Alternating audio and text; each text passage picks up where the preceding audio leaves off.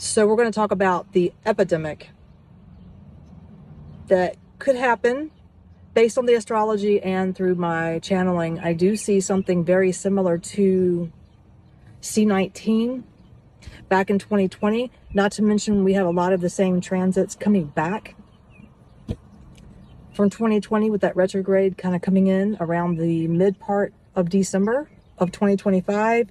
And they are going to hang out to about March of 2026. So what I believe, and if I'm correlating it with what I'm channeling and with the astrology, it's very possible that this new respiratory infection, we'll call it respiratory because it does seem to affect the nose, the passageway. It's not going to wipe off like we saw with C19. It's not going to be as bad. It's going to be quarantined and maintained quickly, but it's very similar. So it's going to be spread through transporting items and goods and things like that. It's going to be very contagious. It feels to be airborne.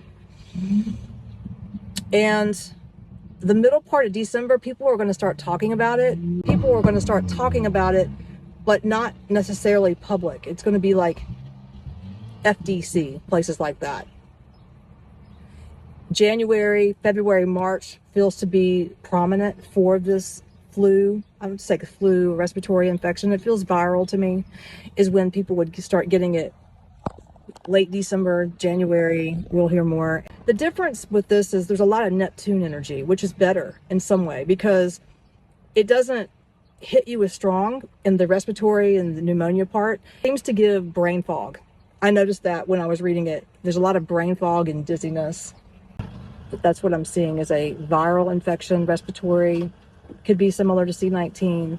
Be looking out around the end of December, especially January, February. And I feel like for the UK, it's going to come a little later, like the end of January to February. Yeah. All right, guys.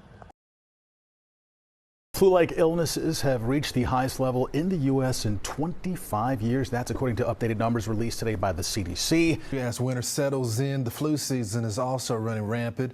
The so-called super flu is emerging as the dominant strain in the U.S., and the CDC estimates at least 4.6 million cases so far fueled by this variant. This morning, flu activity in the U.S. is reaching its highest levels seen in 25 years. This is video showing people getting flu shots. New CDC data shows cases spiked more than 7% in 1 week, with severe cases rising too. 45 states, including Missouri and Illinois, are reporting high or very high flu